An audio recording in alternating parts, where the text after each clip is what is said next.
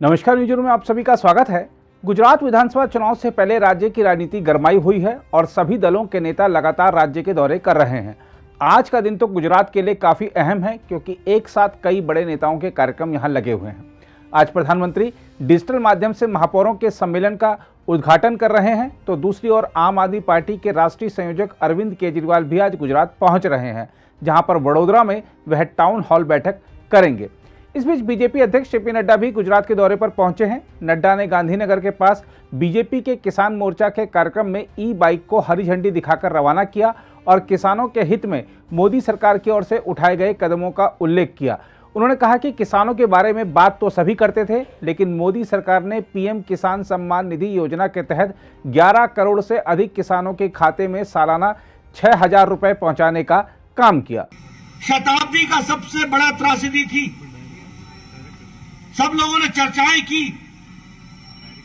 एक शताब्दी पहले जब त्रासदी आई थी तो बीमारी से ज्यादा लोग भूखमरी से मर गए थे, बीमारी से ज्यादा भूखमरी से मर गए। लेकिन प्रधानमंत्री मोदी जी ने प्रधानमंत्री गरीब कल्याण अन्न योजना चलाकर 80 करोड़ की जनता को 5 किलो गेहूं या 5 किलो चावल और दाल देकर अपनी गरीब जनता, अपने साथी लोग, सबको उन्होंने मजबूत करने का प्रयास किया और इस माध्यम से, इस गरीब कल्याण अन्न योजना के माध्यम से देश को बीमारी से भी लड़ने का ताकत दी और साथ ही साथ हमारे यहां कोई भूखा न सोए इसकी चिंता की। इस बात को हमको याद रखना चाहिए और आज दिन तक वो प्रधानमंत्री गरीब कल्याण अन्न योजना की स्कीम चल रही है। अगर हम बात करें प्रधानमंत्री किसान सम्मान निधि की, आज दिन तक किसी ने नहीं सोचा कि किसानों को भी दैनंदिन जीवन में अपने उपज को बढ़ाने के लिए उनको जो कुछ आर्थिक मदद चाहिए, कभी नहीं सोचा और कोई योजना इसके लिए नहीं बनाई। लेकिन प्रधानमंत्री मोदी जी ने प्रधानमंत्री किसान सम्मान निधि में 1 करोड़ नहीं, 2 करोड़ नहीं, 3 करोड़ नहीं, 4 करोड़ नहीं, 11 करोड़ किसानों के खाते में हर तीसरे महीने में 2,000 रुपए पहुंचाने का प्रयास किया और आज 1,36,000 करोड़ रुपए किसानों के खाते में डाले। और मैं आपको इसकी विशेष बात बताना चाहता हूं। एक समय में एक प्रधानमंत्री कहते थे कि मैं 1 रुपया भेजता हूं तो 15 पैसे ही जाते हैं, बाकी सब पता नहीं कौन सा वो हाथ है जो सारे का सारा पता नहीं कहां ले जाता है, कहां किस हाथ में फंस जाता है मालूम नहीं।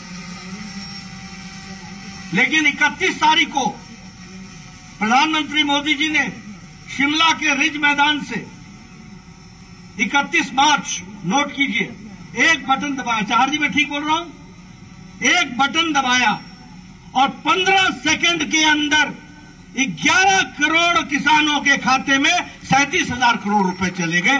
ये हमको समझना और आज 1,36,000 करोड़ रुपए किसानों के खाते में चला गया। ये है आज बदलती तस्वीर। 6 गुना किसान का बजट बढ़ गया, 6 गुना। हम आपको बता दें कि नड्डा गुजरात के 2 दिवसीय दौरे पर हैं। इस दौरान वह कई कार्यक्रमों में सम्मिलित होंगे और स्थानीय नेताओं के साथ बैठक करेंगे। गुजरात में इस साल के अंत में होने वाले विधानसभा चुनाव से पहले नड्डा का यह दौरा महत्वपूर्ण माना जा रहा है। नड्डा शहरी, पंचायत और सहकारी निकायों में बीजेपी के चुने हुए प्रतिनिधियों की एक सभा को आज दोपहर राजकोट में संबोधित करेंगे। राजकोट से नड्डा पड़ोसी मोरबी शहर जाएंगे, जहां वह शाम को रोड शो करेंगे। वह आज रात 8:30 बजे गांधीनगर में वीरांजलि कार्यक्रम में शामिल होंगे, जहां कलाकार अपने गीतों और नाटकों के माध्यम से राष्ट्रीय नायकों को श्रद्धांजलि देंगे। बीजेपी अध्यक्ष बुधवार को गांधीनगर में पार्टी मुख्यालय श्री कमलम में बीजेपी की प्रदेश इकाई के वरिष्ठ नेताओं के साथ बैठक करेंगे। वह बुधवार दोपहर अहमदाबाद के टैगोर हॉल में प्रोफेसरों की सभा को संबोधित करेंगे और बीजेपी की विचारधारा के बारे में बात करेंगे। उधर प्रधानमंत्री नरेंद्र मोदी ने गांधीनगर में 2 दिवसीय राष्ट्रीय महापौर सम्मेलन का डिजिटल माध्यम से उद्घाटन करते हुए कहा है कि आजादी के अमृत काल में अगले 25 वर्ष के लिए भारत के शहरी विकास का एक रोड मैप बनाने में इस सम्मेलन की बड़ी भूमिका है। हमारे देश के नागरिकों ने बहुत लंबे सर से शहरों के विकास को लेकर भाजपा पर जो विश्वास रखा है, उसे निरंतर बनाए रखना, उसे बढ़ाना हम सभी का दायित्व है। शायद आप लोगों में तो जो लोग जनसंघ के जमाने की बातें जानते होंगे, तो कर्नाटका में उडुपी नगर पालिका, जनसंघ के लोगों को वहां के लोग हमेशा काम करने का अवसर देते थे उडुपी, और जब स्पर्धाएं होती थी उडुपी हमेशा देश में अव्वल नंबर पर रहता था परफॉर्मेंस में। मैं ये जनसंघ के कालखंड की बात कर रहा हूं। यानी तब से लेकर अब तक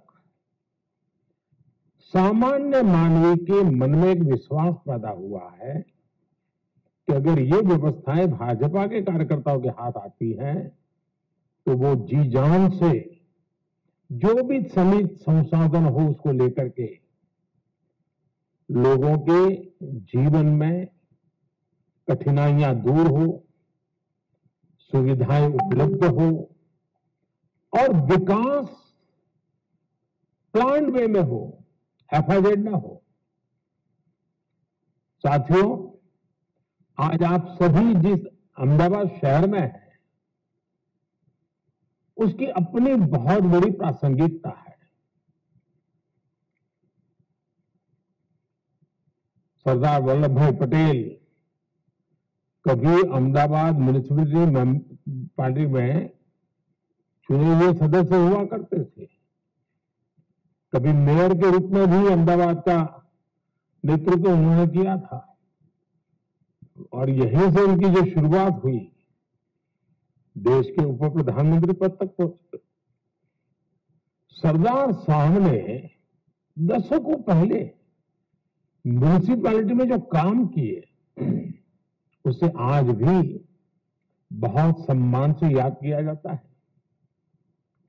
आपको भी अपने शहरों को उस स्तर पर ले जाना है कि आने वाली पीढ़ियां आपको याद करके कहें कि हाँ, हमारे शहर में एक मेयर हुआ करते थे तब ये काम हुआ था, हमारे शहर में भाजपा का बोर्ड चुन करके आया था तब ये काम आया था, भाजपा के लोग जब यहां सत्ता में आए थे तब इतना बड़ा परिवर्तन आया था। हम आपको बता दें कि देश भर में बीजेपी शासित शहरी स्थानीय निकायों के 121 महापौर और उप महापौर 2 दिवसीय कार्यक्रम में भाग ले रहे हैं।